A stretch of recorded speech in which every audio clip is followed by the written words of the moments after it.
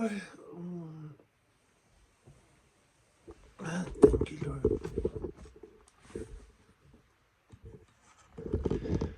Morning. Good morning, good morning po.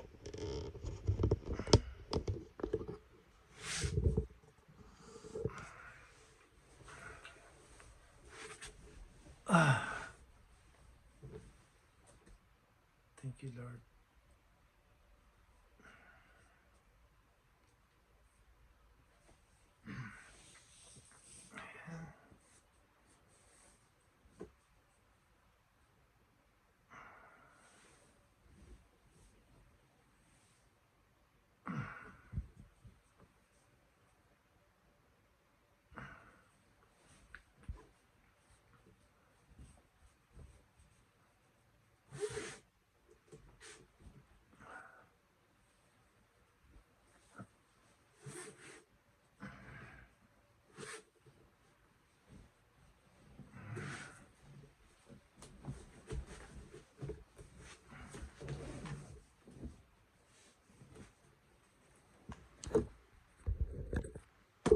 Kamusta po kayo?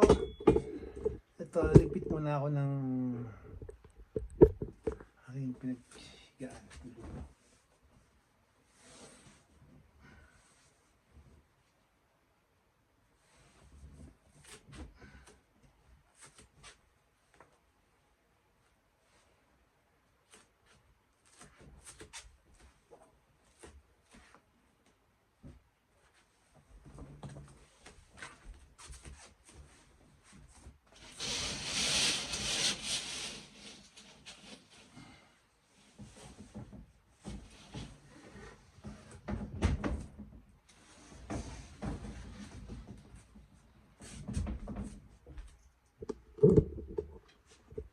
Yan, dito tayo.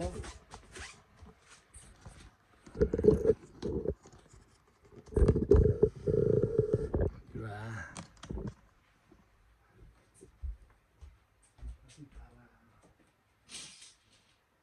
Umaga na, oh.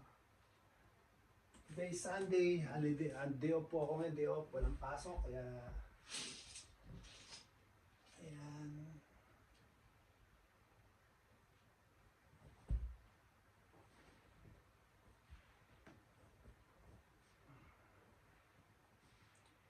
Maraming gagawin.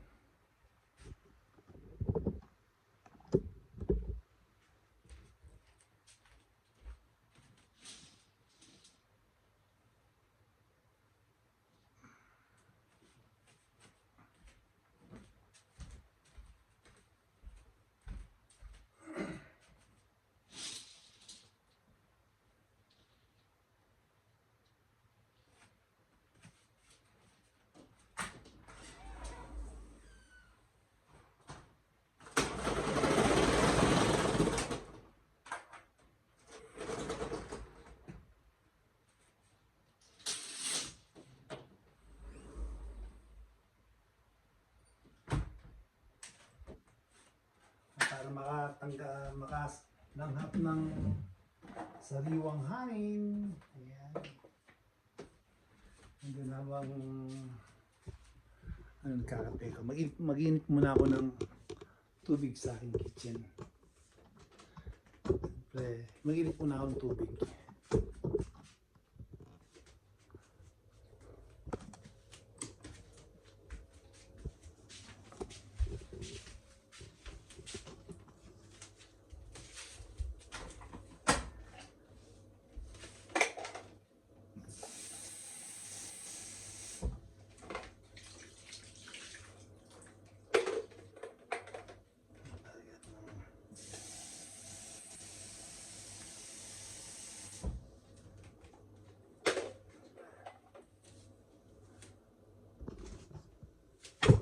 Dito sa Japan, lakas yung pressure ng tubig dito.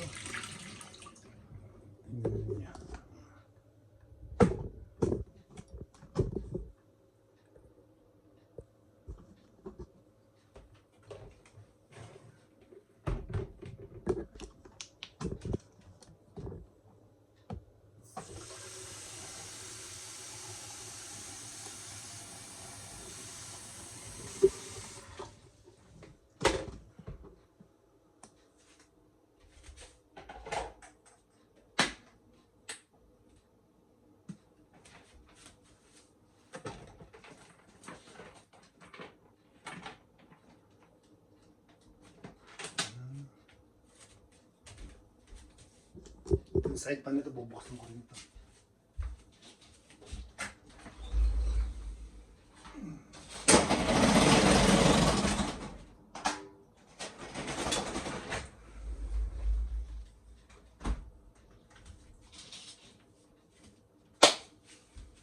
Ayan, yun naman ng rep. Magluto lang ako ng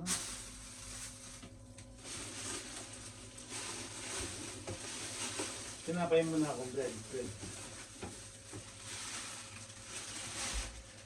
and butter sa umaga, bread and butter.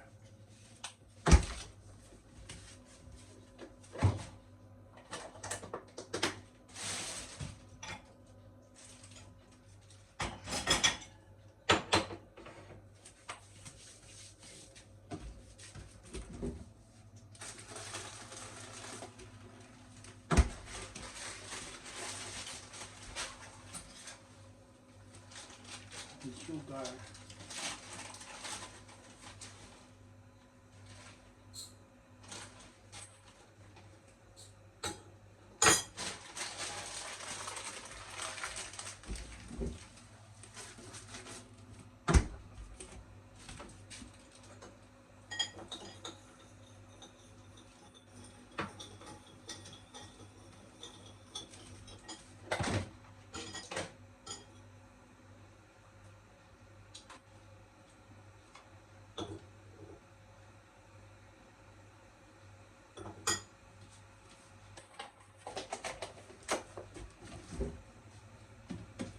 Good morning, kamusta po kayo? Mamaya natin balikan to.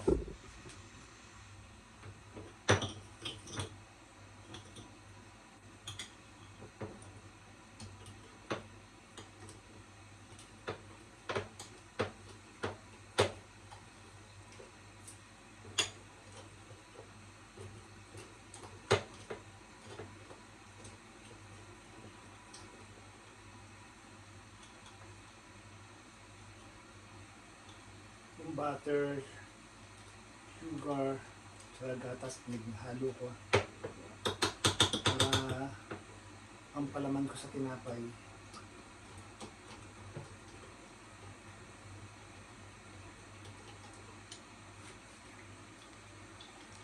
Butter, sugar, and then milk.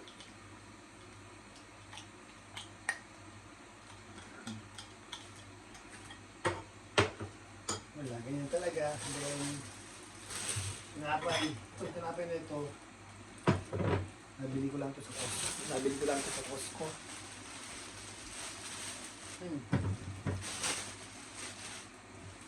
Tatlo lang. Okay yun, sapat na yung tatlo. Tapos mamaya ulit, merienda ko.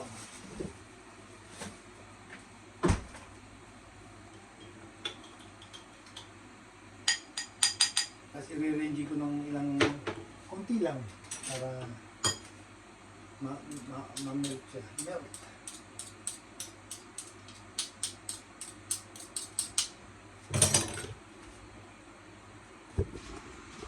Natin sa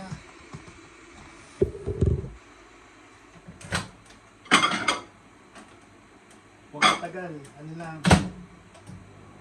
Okay na yung 10 seconds. 10 seconds lang, sapat na yun, matunaw lang.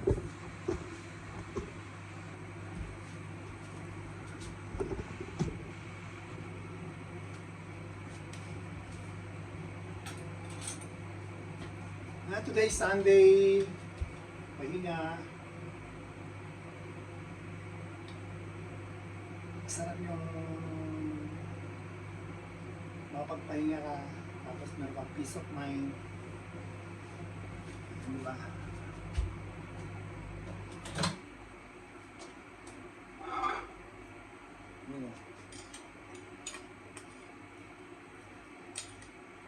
Nasasaw ko rito yung napay mamaya. Init? Ay grabe, init.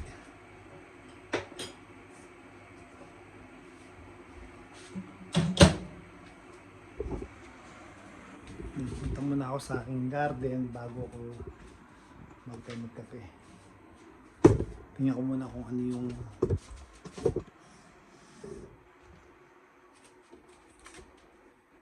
ang ganito sa Japan, sariwa hangin.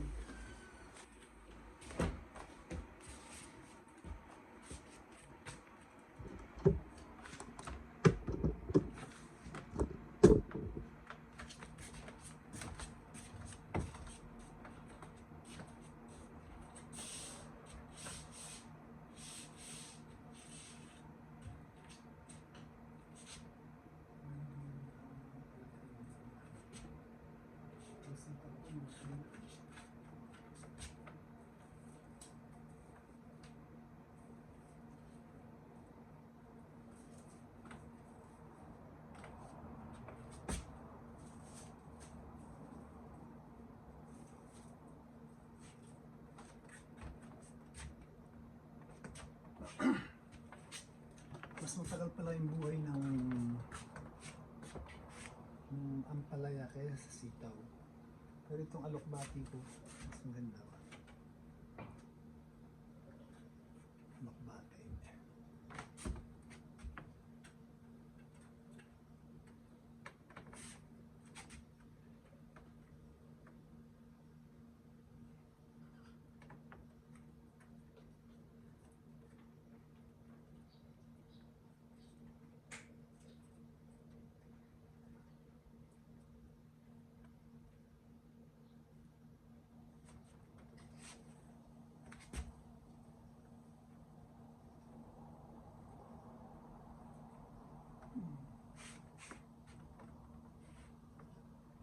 Naputol.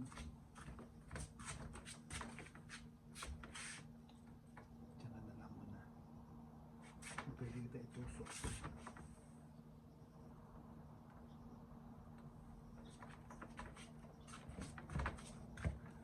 Mamaya bes ako ng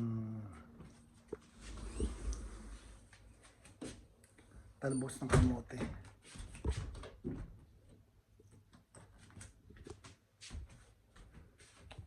Ayan. Mamaya may pupuntahan ako. Punta ako ng market. Kasi kahapon hindi ako nakapunta. Kaya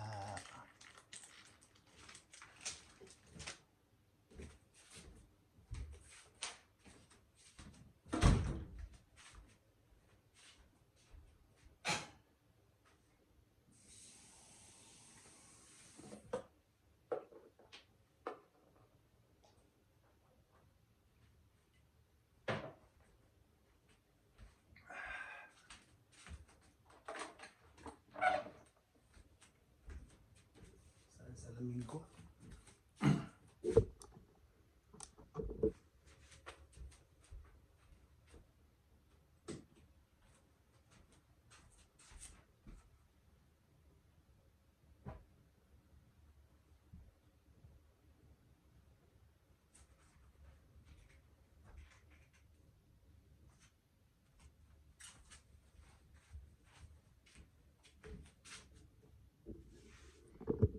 Paano?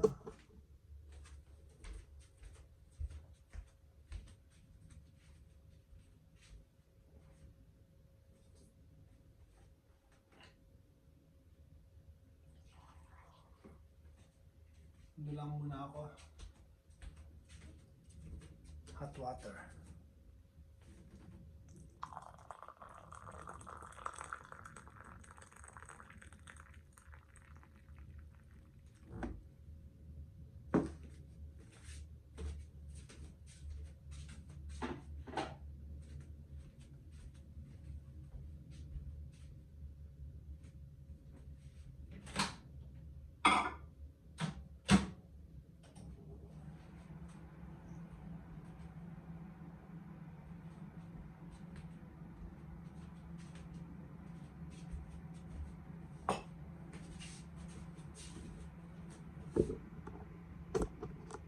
Natin yung sabi pa.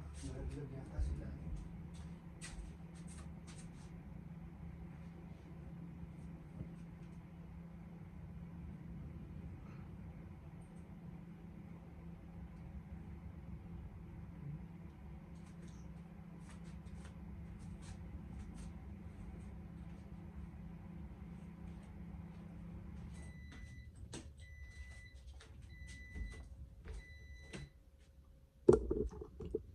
morning! Yan, ito lang.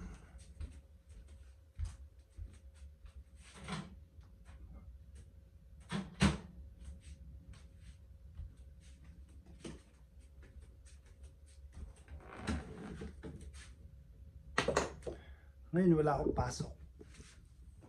Holiday ngayon, holiday. Holiday.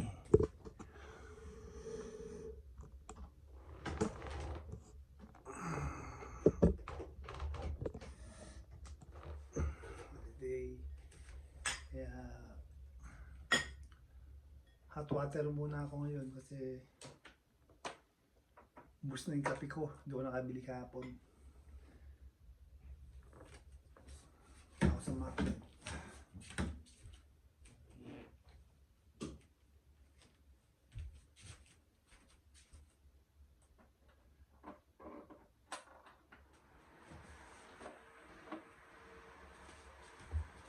Kunin ko lang itong face tracking. Wala ko mo.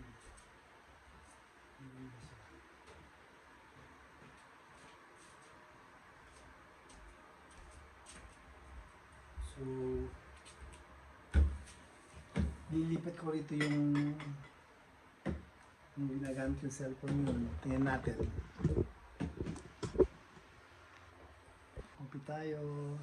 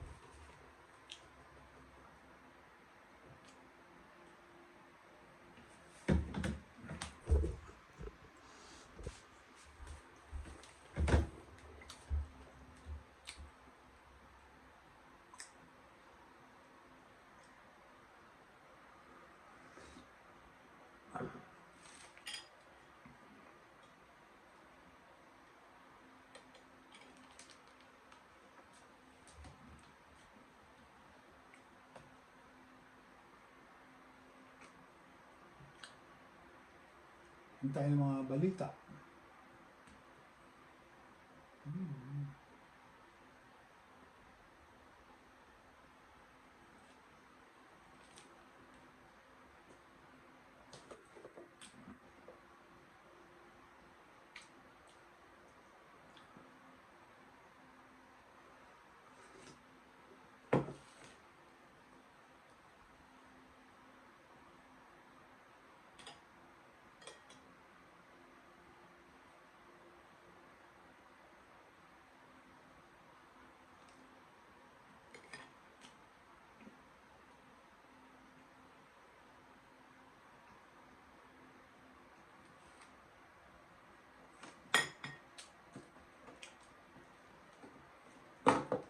Ano? Paalam lang muna ako at manunod ako ng balita. Ay, ano naman, copyright ng balita. Pagka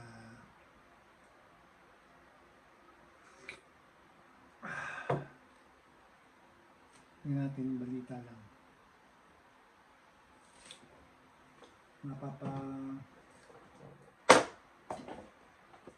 Kung anong balita yung masasagat natin.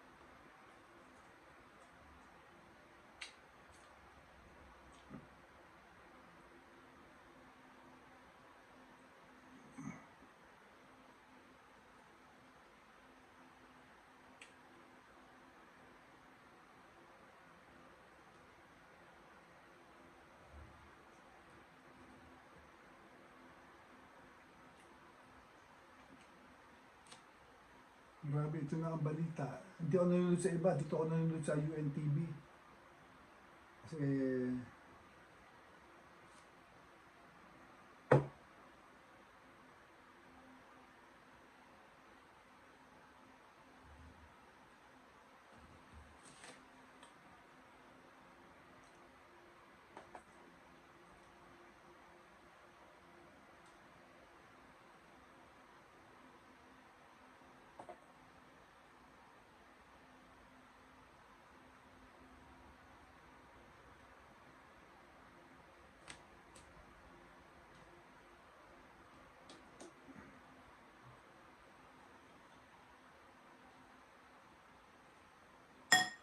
sumagap, ay sumagap. Wala naman kasi ako ano ng TV. Sa cellphone lang ako kumukuha ng nagbabalita. Hmm.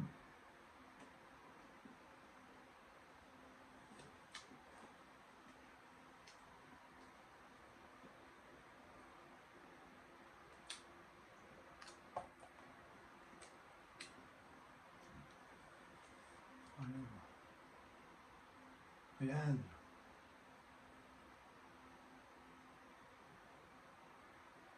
Ang House Leader. Mga pagsasanay sa West Philippine Sea hindi nagdudulot ng gulo ayon sa Armed Forces of the Philippines at Australian Defense Force.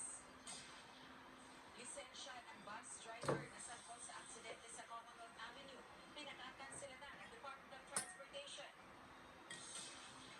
At 11th Wish Anniversary Concert kagabi, naghatid ng non-stop entertainment at saya sa wishers.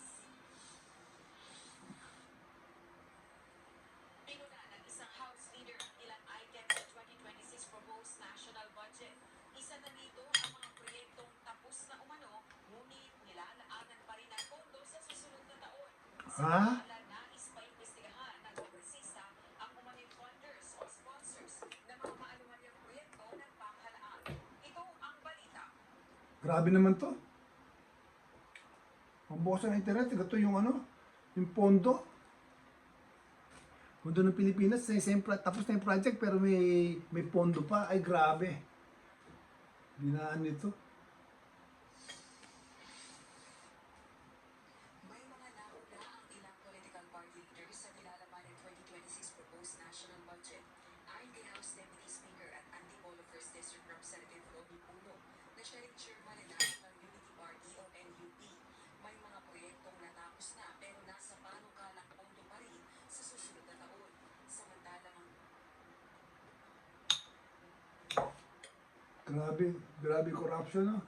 natuklasan nila ito matapos mabigyan ng kopya ng National Expenditure Program, partikular na ng Department of Public Works and Highways para sa kanilang mga distrito.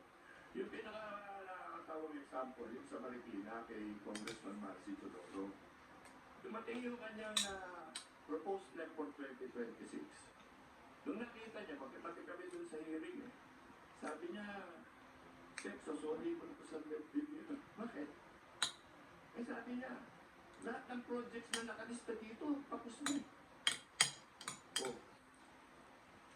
Talaga, ano, tapos na. Tapos na eh, sabi niya. Tingin lang kami sa akin. There. Ako, nagbigyan ako ng kopya ng district engineer. Pag-submit niya, nagkaroon din ako ng kopya ng report ng regional director nung sinabit nila sa national. Tapos ito malungkot. Napalitan. Nalagyan ng project, hindi naman namin alam kung saan galing. Ha? Daang milyon ha? Hindi namin alam saan galing.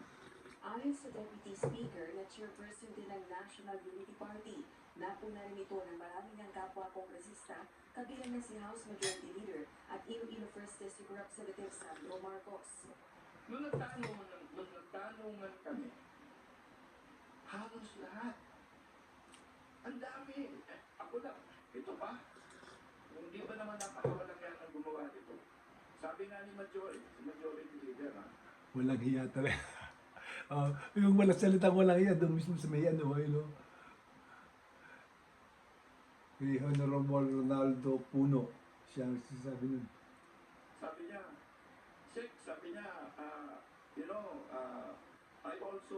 I also experienced the same thing.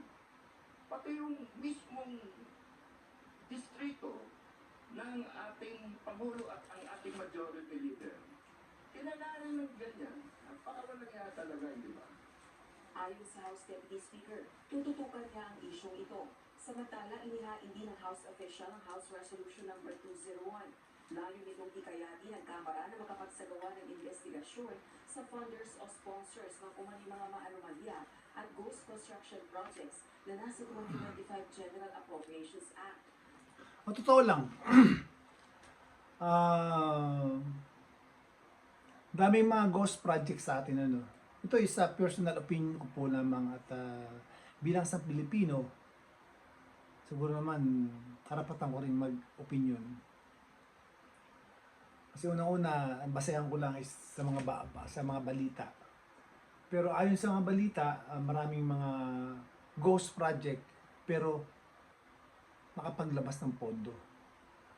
At hindi lang milyon, bilyon. At sa mga kontratista, sa mga lahat ng nakakuha ng kontrata, pansinin ninyo, mga idol. Pansinin ninyo. Ito lang masasabi ko, simple lang. Kung mapapansin ninyo, hindi ba yung mga project nila, minsan wala pa sa kulang sa bakal, kung hindi kulang sa bakal,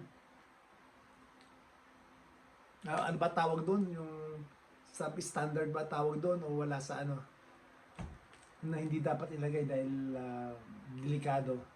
Tulad na lang mga ginagawa sa mga dam na nakikita ko sa balita na walang bakal, semento lang. Oh, matigas yan. Pero pagka nagkaroon ng crack yan, bitak pa rin yan. Bibitaw pa rin yan. Buong-buong sasabog yan. Not like kung may bakal talaga yan. Nagtataka lang ako eh.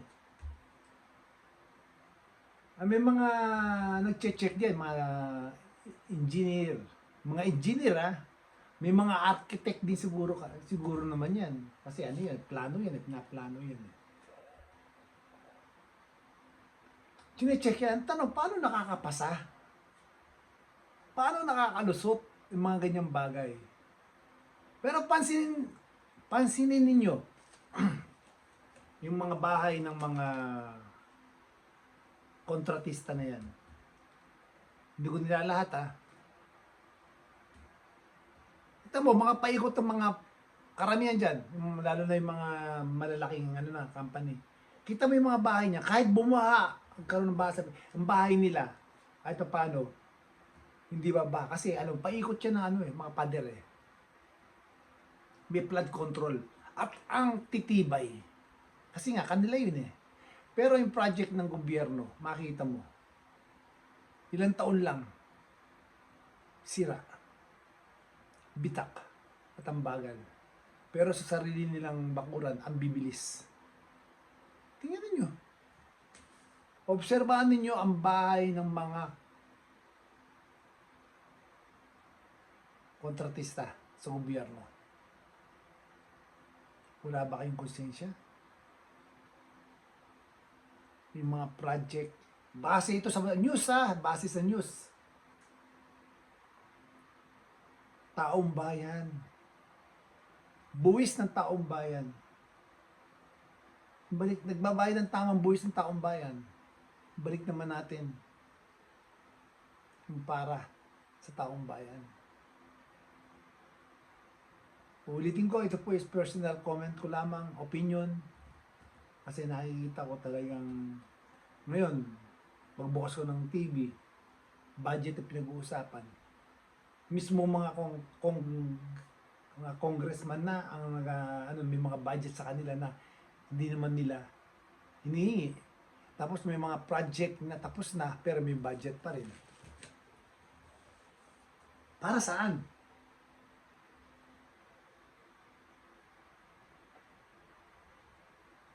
Hindi ko alam kung saan pupulutin ang Pilipinas. Pinaka-the best niyan, sana magkaroon ng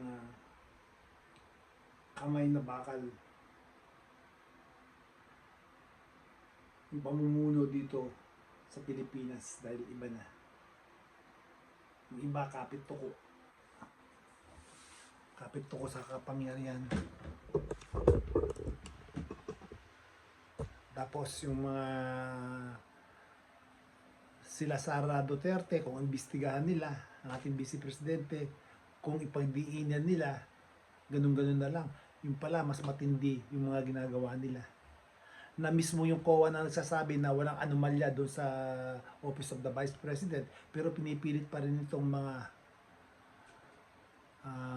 ibang kongresista na nag-iimbestiga.